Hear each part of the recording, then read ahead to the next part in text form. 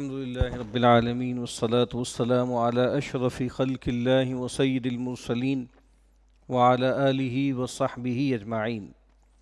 رب اشرح لي صدري ويسر لي أمري واحلل عقدة من لساني يفقهوا قولي. اللهم انفعنا بما علمتنا وعلمنا ما ينفعنا وزدنا علما. اللهم لا سهل إلا ما جعلته سهلا وَأَنْتَ تَجْعَلُ الْحَزْنَ إِذَا شِئْتَ سَهْلًا آمین یا رب العالمین۔ کتاب ریاض الصالحین کا ہم یہاں سلسلے وار مطالعہ کر رہے ہیں۔ جس باب کا ہم نے پچھلی مرتبہ آغاز کیا تھا اس کا عنوان ہے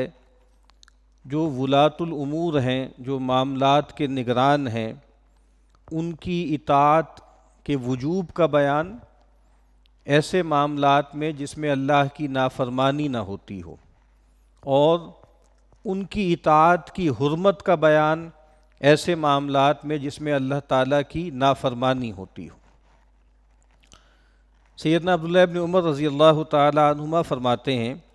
کنا اذا بایعنا رسول اللہ صلی اللہ علیہ وسلم علی السمع والطاعة یقول لنا فیما استطعتم۔ عبداللہ ابن عمر رضی اللہ تعالی عنہما فرماتے ہیں کہ جب ہم رسول اللہ صلی اللہ علیہ وسلم سے بیعت کیا کرتے تھے سمع و طاعت پر، تو آپ صلی اللہ علیہ وسلم ساتھ یہ بات بھی ارشاد فرماتے تھے فیما استطعتم، جتنی تمہاری استطاعت ہے۔ یہ بہت اہم بات ہے۔ قرآن مجید کا بھی یہ گویا قانون ہے کہ لا یکلف اللہ نفسا الا وسعہا، اور ایک جگہ فرمایا کہ لا یکلف اللہ نفسا الا ما آتاہا۔ اللہ تعالیٰ نے کسی جان کو مکلف نہیں ٹھہرایا مگر اسی میں جس کی اس کو استطاعت ہے، یا جو کچھ اللہ نے اس کو دیا ہے۔ قرآن مجید میں بھی ہم دیکھتے ہیں کہ جب ایک مرتبہ اللہ تعالیٰ نے تقوی کی بہت تاکید فرمائی اور کہا کہ اتقوا اللہ حق تقاتہ، کہ اللہ تعالیٰ کا تقوی اختیار کرو جیسا کہ اس کے تقوی کا حق ہے، تو صحابہ کرام تو گویا لرز کانپ گئے، اور ان کو یہ خیال ہوا کہ اللہ کے تقوی کا حق کون ادا کر سکتا ہے۔ پریشان ہوئے، نبی اکرم صلی اللہ علیہ وسلم کی خدمت میں حاضر ہوئے، تو پھر ان کو کنسول کرنے کے لیے اللہ تعالیٰ نے وحی نازل فرمائی اور کہا کہ فاتقوا اللہ ما استطعتم، اللہ تعالیٰ کا تقوی اختیار کرو جتنی تمہاری استطاعت ہے۔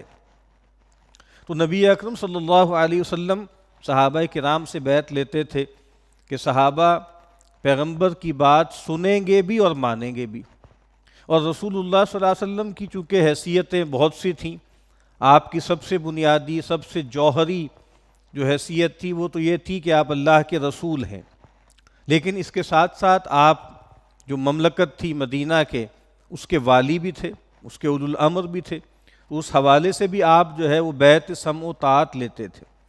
تو کہا کہ بھئی تمہیں میری باتیں سننی ہیں اور تمہیں میری باتیں ماننی ہیں، لیکن بس اتنی ہی ہے تم پر ذمہ داری جتنی تمہاری استطاعت ہے۔ اور صحابہ کرام کو یہ بات کہنا اس وجہ سے بھی ضروری تھا کہ صحابہ کرام کوشش کرتے تھے کہ اللہ اس کے رسول صلی اللہ علیہ وسلم کے ہر امر کو آخری درجے میں جا کر مکمل کریں،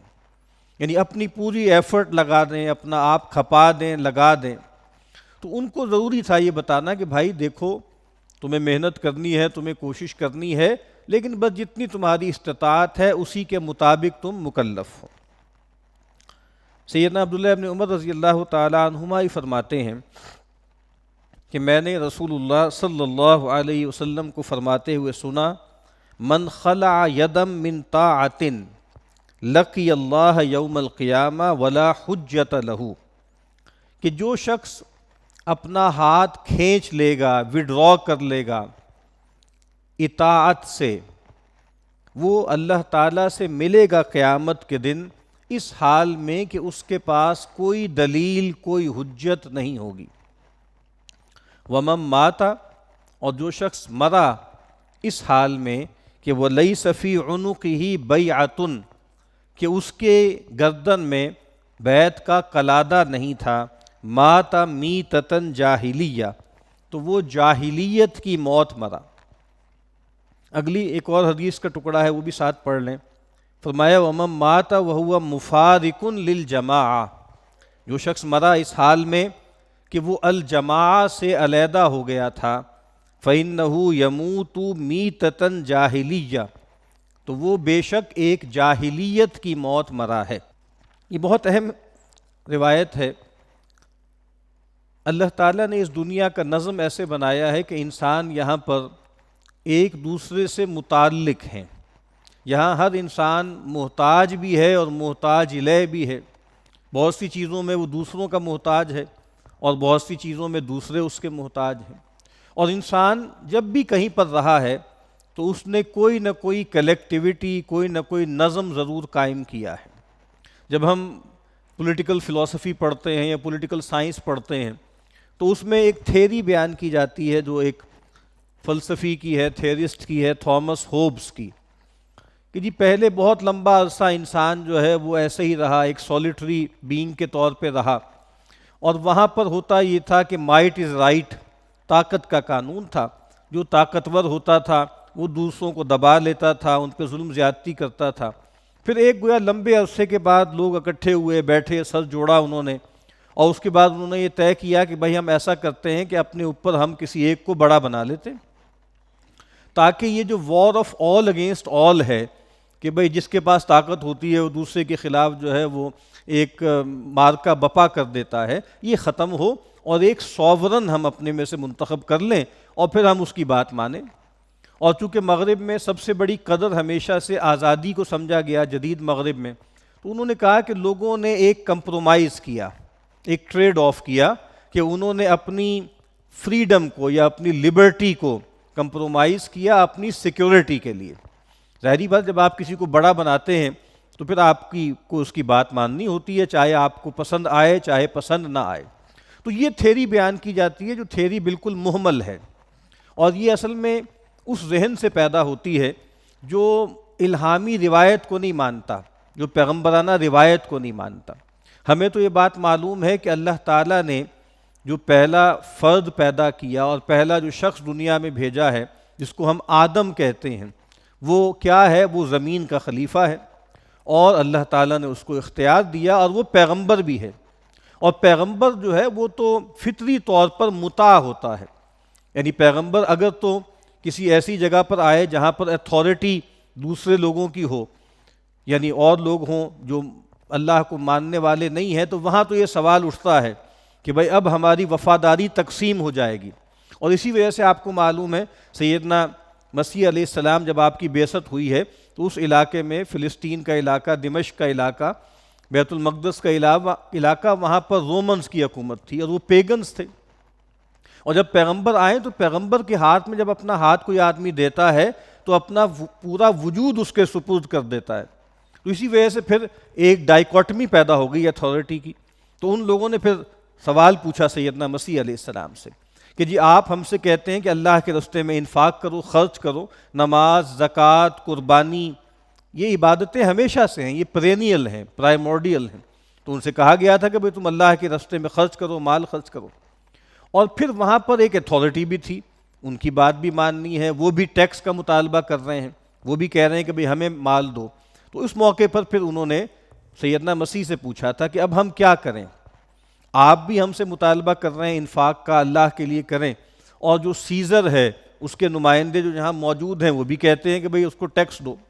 تو اس موقع پہ سیدنا مسیح علیہ السلام نے وہ جملہ کہا تھا جو انگریزی میں ایسے نقل ہوتا ہے کہ render to Caesar what is Caesar's and render to God what is God's. جو سیزر کا ہے وہ سیزر کو دو، جو خدا کا ہے وہ خدا کو دو۔ تو پھر وہاں ایک ڈائیکوٹمی پیدا ہو جائے گی۔ لیکن پیغمبر جب اس کے پاس طاقت آئے گی، اس کے پاس اختیار آئے گا تو یہ ڈائیکوٹمی ختم ہو جائے گی۔ لیکن سیدنا مسیح علیہ السلام کے حوالے سے ہمیں معلوم ہے کہ ان کے ہاں وہ دور نہیں آیا غلبے کا، اقتدار کا۔ ہمارے اپنے ریفرنس سے ہم بات کریں تو ان کے ہاں مدینے کا دور نہیں آیا، گویا وہ اپنی مکی زندگی ہی میں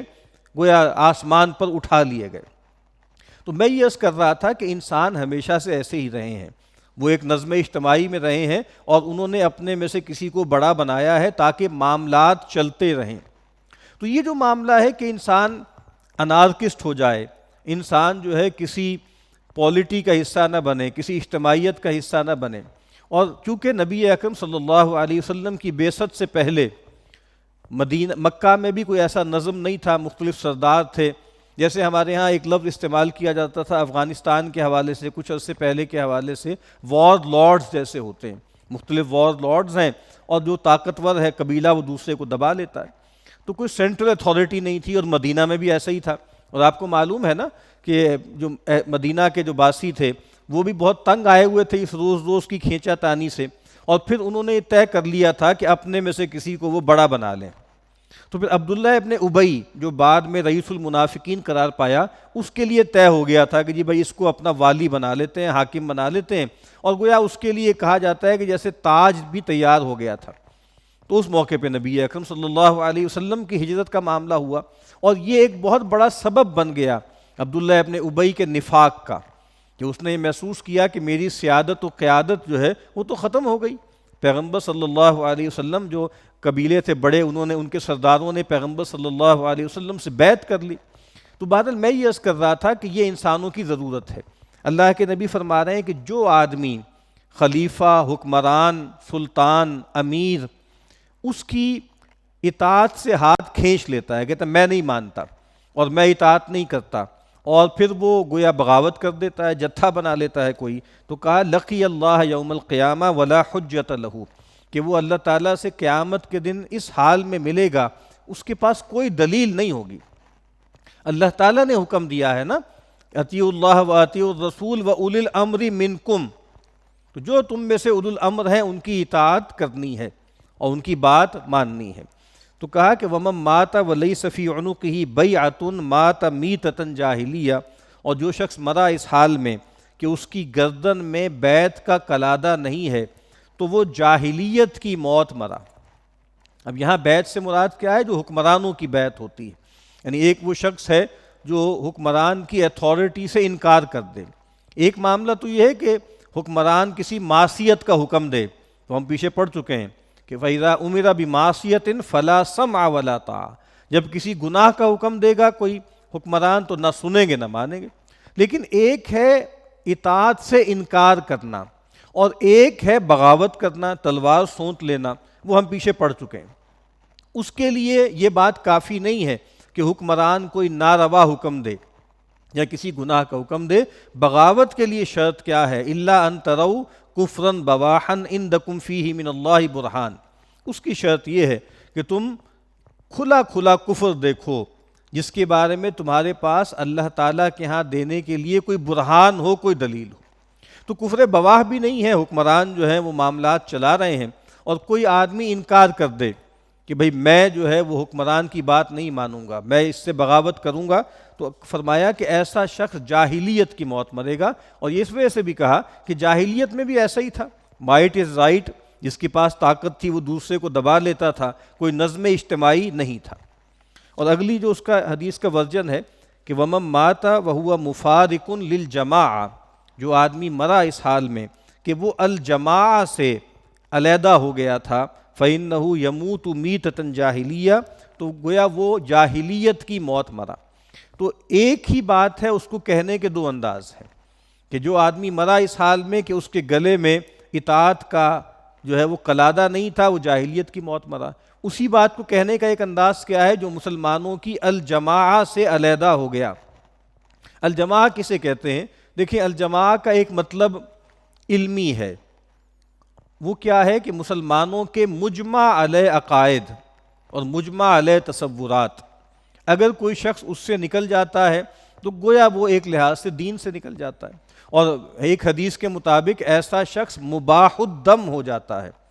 لا یحل دم امرئ مسلم یشہد ان لا الہ الا اللہ وانی رسول اللہ الا باحدی ثلاث، اللہ کے نبی نے فرمایا کسی ایسے شخص کا، کسی مسلمان کا خون حلال نہیں ہے جو یہ کہتا ہے کہ اللہ کے سوا کوئی معبود نہیں، اور جو یہ کہتا ہے میں اللہ کا رسول ہوں، سوائے تین میں سے ایک صورت میں، یعنی کسی مسلمان کا خون حلال نہیں ہے سوائے تین صورتوں میں سے۔ پہلا کیا ہے کہ السیب الزانی، ایک ایسا شخص کہ جو بدکار ہے اور شادی شدہ ہے، اس کی جان لے لی جائے گی اور رجم کے ذریعے لی جائے گی۔ اور پھر فرمایا کہ وَالنَّفْسُ بِالنَّفْسِ، جان کے بدلے جان، قصاص میں بھی جان لی جائے گی۔ اور تیسرا آپ نے فرمایا التارک لدینہ المفارق للجماعہ، تیسرا شخص وہ ہے جو اللہ دین کو چھوڑ دے اور مسلمانوں کی اجتماعیت سے علیحدہ ہو جائے۔ تو اب وہاں پر بھی یہی کہا جاتا ہے کہ ایک مطلب تو یہ ہے دین کو چھوڑنا، گویا مسلمانوں کی اجتماعیت سے نکلنا ہے، اور دوسرا مطلب یہاں بتایا گیا ہے کہ ایک تو یہ ہے نا کہ آپ دین چھوڑ دیں، مجمع علیہ عقائد کو چیلنج کر دیں، اور ایک یہ ہے کہ نہیں، آپ عقائد کے معاملے میں ٹھیک جگہ پہ کھڑے ہوئے ہیں اور دین کے احکامات کو بھی مان رہے ہیں، لیکن آپ مسلمانوں کی نظم اجتماعی کے خلاف بغاوت کر دیں، تو ایک ایسا شخص بھی حدیث کے مطابق واجب القتل ہے۔ اور آگے بھی اس کی احادیث میں اس کی طرف اشارہ ہوگا کہ جو آدمی انارکسٹ بن جائے، جو آدمی بغاوت کر دے، مسلمانوں کا اجماع ہو گیا، اہل حل و عقد کا اتفاق ہو گیا کسی شخص کی امامت پر، خلافت پر، امارت پر، اس کے بعد کوئی شرارتی آدمی، کوئی فتنہ گر آدمی اٹھتا ہے اور بلوائیوں کو اکٹھا کر کے کوئی بغاوت برپا کرنے کی کوشش کرتا ہے، تو نبی اکرم صلی اللہ علیہ وسلم نے فرمایا کہ اذا بوعی الخلیفہ، جب خلیفہ کی بیعت کر دی جائے، منعقد ہو جائے، اس کے بعد کوئی اور کھڑا ہو اس سے کھینچ تان کرنے کے لیے فَقْتُلُوهُ، تو اس کو قتل کر دو، وہ انارکسٹ ہے، وہ باغی ہے۔ تو یہاں فرمایا کہ جو آدمی مرا اس حال میں کہ وہ مسلمانوں کی الجماعہ یعنی مسلمانوں کے نظم اجتماعی سے علیحدگی اختیار کرتا ہے، تو وہ جاہلیت کی موت مرے گا۔ سیدنا انس رضی اللہ تعالی عنہ فرماتے ہیں کہ اللہ کے رسول صلی اللہ علیہ وسلم نے فرمایا اسمعوا واطیعوا، سنو اور اطاعت کرو، وَإِنْ اُسْتُعْمِلَ عَلَيْكُمْ عَبْدٌ حَبَشِيٌّ، اگرچہ تم پر عامل بنا دیا جائے ایک حبشی غلام کو، كَأَنَّ رَأْسَهُ زَبِيبَةٌ، جس کا سر جو ہے وہ انگور یا منقے کی طرح ہو۔ اب یہاں پر پھر وہی اشارہ ہے کہ یہ جو نظم اجتماعی ہے اور اس میں سمع و طاعت ہے وہ کتنا اہم ہے۔ آخری حد تک تمہیں نظم اجتماعی کے اندر رہنا ہے اور سمع و طاعت سے انکار نہیں کرنا، چاہے تم پر ایک غلام حبشی جو ہے وہ عامل بن جائے۔ آپ کو معلوم ہے کہ ہمارے ہاں امامت کی شرائط بتائی گئیں، اور امامت سے مراد جو ہے امامت کبریٰ ہے، حکمرانی کی شرائط، تو اس میں عام طور پہ یہ ہے کہ وہ مرد ہو، اور پھر ایک شرط یہ ہے کہ وہ حر ہو، آزاد ہو، یعنی یہ بات کنسیویبل نہیں تھی کہ کوئی غلام حاکم بن جائے۔